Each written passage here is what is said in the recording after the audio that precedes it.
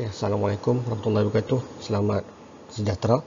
Jadi untuk hari ini kita akan masuk chapter 6 iaitu bahagian anti-theft system. Jadi dalam chapter 6 ni dia ada dua benda yang penting. Satu untuk anti-theft system yang menggunakan remote iaitu sensor-sensor di dalam kenderaan kita, sensor untuk anti-theft. Dan yang kedua adalah menggunakan immobilizer system. Jadi disebabkan kenderaan kita ni dia adalah satu yang berharga. Jadi first case yang pernah terjadi kecurian kenderaan adalah pada tahun 1896. Ni kes pertama lah, kereta dicuri.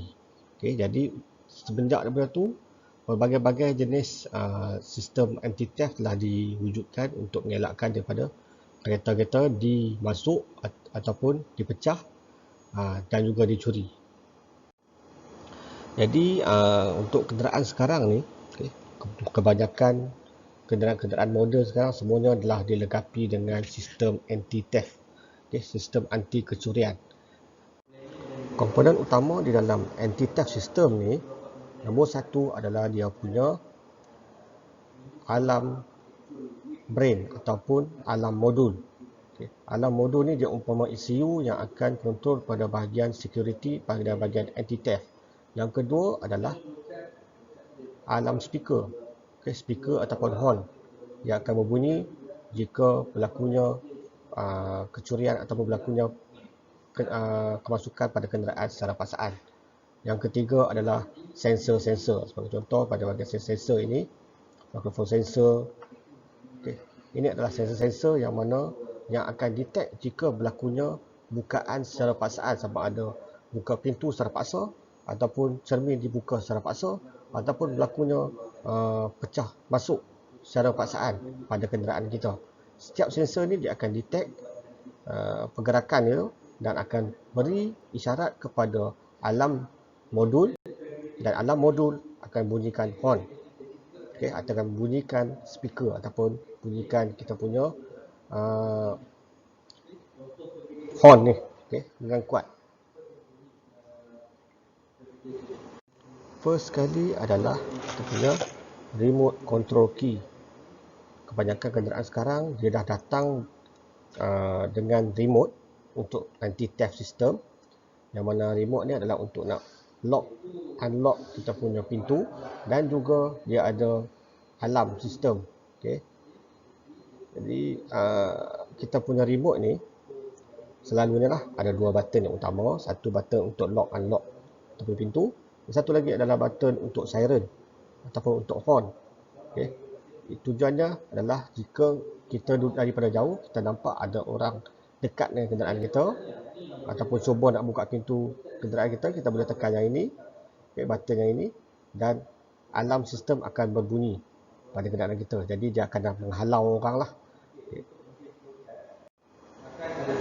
Untuk remote control system ini, remote control dia akan menggunakan isyarat radio. Isyarat radio tersebut akan diterima oleh satu radio receiver, yang mana radio receiver ini dia bersekali dengan modul untuk alarm system. Jadi bila kita tekan kita punya remote, receiver akan receive kita punya signal. Signal itu akan diterima oleh modul. Jadi modul untuk alarm system dia akan trigger dan akan bunyikan kita punya horn ataupun kita punya speaker. Kenderaan sekarang ni ada banyak sensor yang digunakan untuk bahagian anti-theft system. Sama ada satu ataupun lebih sensor yang akan digunakan di dalam kenderaan kita untuk trigger jika berlakunya paksaan ataupun berlakunya kecurian ataupun dibuka secara paksaan.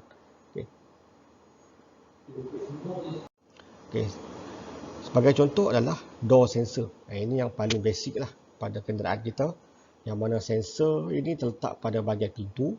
Kita dapat tengok ini adalah switch ataupun door sensor ataupun door switch. Kalau kita pergi kedai spare part pun kita boleh cari door switch. Bentuk dia lebih kurang macam dengan switch lampu di dalam peti ais tu. Bila kita tekan, padam, lampu padam, bila buka lampu menyala. Lebih kurang macam itulah. Ini yang paling standard digunakan setelah sekian lama. Jadi cara dia berfungsi adalah dia sebenarnya adalah seperti switch ya. Bila kita tekan dia padam, bila kita buka dia off, dia on. Okey. Jadi door switch ni dia akan beroperasi apabila kita tutup kenderaan dan kita tekan butang untuk lock. Okey. Dia akan bertindak sama-sama dengan central lock. Bila kita lock, alarm kita dalam keadaan arming. Okey. Jika pintu kita dibuka secara paksaan tanpa kita buka menggunakan remote, okay, alarm sistem dia akan aktifkan. Okay, dia akan aktifkan kita punya siren jika switch ini dibuka. Okay. Seterusnya adalah shock sensor. Okay, sensor untuk getaran, okay, untuk hentaman. Contohnya kita boleh dapat di dalam kedai-kedai aksesori aftermarket, yang mana datang satu set. Yang ini adalah dia punya siren, ini dia punya modul dia untuk alarm modul, dan ini dia punya sensor. Okay. Yang ini remote, dan yang lain ni adalah dia punya wiring harness. Okay. Jadi ini adalah contoh juga. Okay. Kita ada siren, alarm modul, ini shock sensor, kita ada remote dan juga wiring harness. Jadi shock sensor ni adalah berfungsi bila mana ada hentaman ataupun ada bunyi yang kuat di dalam kenderaan kita. Sebagai contoh, orang pecahkan pintu ataupun orang pecahkan cermin, okay, ataupun ada orang ketuk-ketuk kenderaan kita dengan kuat. Jadi alarm akan trigger dan akan berbunyi. Okay, cara dia berfungsi adalah, okay, di dalam kita punya shock sensor ni, dia ada ball bearing, dia ada guli ni, okay, ada guli yang akan duduk secara diam lah kat sini. Dia akan menyambungkan litar kita daripada alarm control ni, dia akan hantar signal ke dia punya teras tengah, okay, dan akan dia akan bersentuh dekat pada bahagian bawah ni. Jadi litar dia adalah lengkap. Jika ada getaran yang kuat, sebagai contoh cermin dipecahkan ataupun kenderaan tu ditolak-tolak, okay, ball bearing ni dia akan bergerak. Dia akan bergerak dan litar ni akan terputus. Bila litar ini terputus, okay, contoh okay, bila ball bearing ni bergerak, okay, litar kita ni akan terputus. Jadi bila litar terputus, kita punya alarm sistem dia akan trigger yang kenderaan kita telah mengalami hentaman ataupun pergerakan ataupun shock. Okay. Ada getaran di dalam kenderaan kita. Jadi alarm sistem akan trigger kita punya speaker untuk berbunyi. Okay. Yang keempat adalah glass breakage sensor. Glass breakage sensor ni dia akan detect bila cermin, sama ada cermin hadapan, cermin belakang ataupun cermin pada bahagian pintu dipecahkan. Okay. Jadi dia punya sensor dia selalunya berada pada bahagian di dalam dashboard, di dalam kenderaan, di dalam kita punya dashboard tu, pada bahagian steering, sama ada pada bahagian steering ataupun pada bahagian passenger. Okay. Glass breakage sensor ni selalunya dia akan diletakkan pada bahagian dashboard kenderaan, iaitu pada bahagian di dalam dia tu, sama ada pada bahagian steering ataupun pada bahagian passenger. Jadi glass breakage sensor dia sebenarnya adalah sejenis macam mikrofon yang kecil, yang mana dia akan detect bunyi yang kuat. Okay, jadi bunyi cermin pecah, dia akan mengeluarkan bunyi frekuensi yang tinggi. Jadi frekuensi itu dia akan disimpan di dalam kita punya alarm sistem ECU. Jika mikrofon tu dapat detect bunyi yang frekuensi dia sama ataupun lebih tinggi daripada frekuensi yang ditetapkan, okay, jadi ECU dia akan bagi signal mengatakan yang kenderaan kita telah dipecahkan ataupun ada cermin yang dipecahkan. Okay. Jadi bila dia trigger, alarm akan berbunyi. Okay. Jadi itu untuk bahagian glass breakage sensor. Seterusnya adalah pressure sensor. iaitu sensor di dalam kenderaan yang mengukur tekanan. Okay, sebagai contoh, jika kita duduk dalam kenderaan, kita buka pintu, kita tutup pintu kuat-kuat, kita akan rasa dia punya pressure kan. Okay, lebih kurang macam tu juga. Sensor tu dia terletak pada dalam kenderaan, iaitu sama ada dalam dashboard ataupun pada bahagian panel-panel lain. Okay, dia akan mengukur pressure. Dia akan detect pressure yang tertentu. Pressure sensor ni dia berbentuk macam dengan sound, macam sound speaker, yang mana dia ada dia punya apa nama tu? Diaphragm. Jika ada pressure yang kuat di dalam kenderaan, pergerakan diaphragm tu dia akan naik turun. Macam speaker yang awak tengok kan. Kalau awak pasang speaker, awak pasang radio, pasang bunyi, dia akan dum keluar masuk kan. Lebih kurang macam tu. Jika diaphragm tu dia bergerak, pergerakan dia tu dia akan diarahkan oleh coil. Okay. Coil pada bahagian sini. Ini pada bahagian coil ni. Okay. Jadi pergerakan itu dia akan menghasilkan arus electrical signal. Jadi electrical signal tu akan dihantar ke kita punya ECU. ECU dapat detect jika ada getaran pada bahagian diaphragm ini. Okay. Jadi alarm akan berbunyi. Okay. Sekarang ni semuanya, bahagian sensor ni semuanya adalah berkenaan dengan sensor alarm di dalam kenderaan. Okay.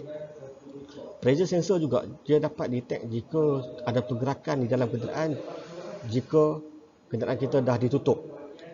Sebagai contoh, kita letak kucing kat dalam tu kan. Ada kucing kat dalam.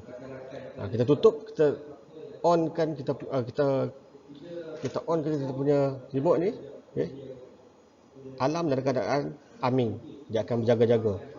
Bila dalam keadaan arming ni, jika ada pergerakan udara di dalam kita punya kereta, contoh kucing dia masuk dalam tu, dia melompat-lompat kan. Okey. Di dalam udara di dalam tu dia ada tekanan yang tertentu. Dia ada pergerakan tekanan. Jadi alarm kita ni, kita punya sensor dia akan detect benda tu. Okey. Ini juga sama juga. Okey, ini dia punya diaphragm. Okey. Dia ada coil kat dalam ni. Jadi diaphragm tu dia akan bergetar. Bila bergetar tu, okey, dia akan mengarahkan kita punya coil. Okey, saya boleh baca. Banyak. Okey, yang ke-6. Okey, yang ke-6 motion and tilt sensor. Yang tadi yang sensor sebelum ni, door sensor, glass package sensor, pressure sensor, shock sensor. Yang tu sensor di dalam kenderaan. Jika kita buka ataupun kita pecahkan, okey, kita nak masuk ke dalam. Jadi bila ada alarm tu, kadang-kadang pencuri dia tahu ada alarm tu, dia akan bunyi. Bila buka pintu akan bunyi. Macam mana pula kalau kereta tu dicuri dengan cara towing? Orang datang, jack kereta, towing, bawa lari. Okey. Ada satu alarm ni, satu sensor ni, iaitu motion and tilt sensor, yang mana dia menghalang ataupun dia akan trigger bila kereta kita tu diangkat. Okey. Sama ada diangkat macam tu ataupun angkat macam tu. Jadi kereta kita dalam keadaan flat macam ni, okey. Jika dia ada pergerakan naik ke atas, dia akan detect yang kereta kita telah disengitkan, telah ditowing. Okey. Jadi motion and tilt sensor ni ini dia punya contoh, dia punya sensor dia, yang mana di dalam sensor ni pada bahagian putih ni, dalam ni dia ada jenis mercury, dia ada sejenis logam yang cecair. Okay, mercury ni dia akan level bila keadaan kereta kita dalam keadaan biasa, dia akan level. Jika disengitkan, okay, mercury masih keadaan sama, tapi kita punya sensor kita dah sengit. Okay. Jadi mercury ni dia akan duduk di dalam tu dalam keadaan stay. Jika ada perubahan, mercury tu dia akan bergerak. Okay. Okay, contoh lain. Okay, ni macam ini ya. Okay, di dalam takungan ini adalah dia punya takungan dia. Ini adalah mercury. Mercury ni dalam keadaan level. Okay, di dalam dia tu dia ada dia punya wire, dia ada connector, ada dua connector. Connector satu pada bahagian bawah ini, dan satu lagi pada bahagian yang level. Dalam keadaan biasa, arus dia akan masuk dan akan mengalir mengakibatkan kita punya litar kita close circuit. Jika kereta-kereta disengatkan, okay, cover ini dia akan sengit. Bila sengit, sebagai contoh, dia akan jadi macam tu. Ini mercury, dia akan jadi sengit macam ni. Ini mercury. Bila mercury ini sengit, bahagian terminal ini tidak kena pada bahagian mercury, jadi litar kita tu terbuka. Bila litar terbuka, automatik alarm sistem kita akan berbunyi. Okay. Jadi motion and tilt sensor ni adalah untuk tujuannya jika kenderaan kita digoyang-goyangkan ataupun diangkat ataupun ditowing, okay, dia akan berbunyi. Okay, itu saja untuk bahagian anti-theft system. Dan selepas ni kita akan masuk untuk bahagian immobilizer, yang mana immobilizer ni digunakan lebih advance lah berbanding dengan sensor-sensor yang biasa ada pada kenderaan kita.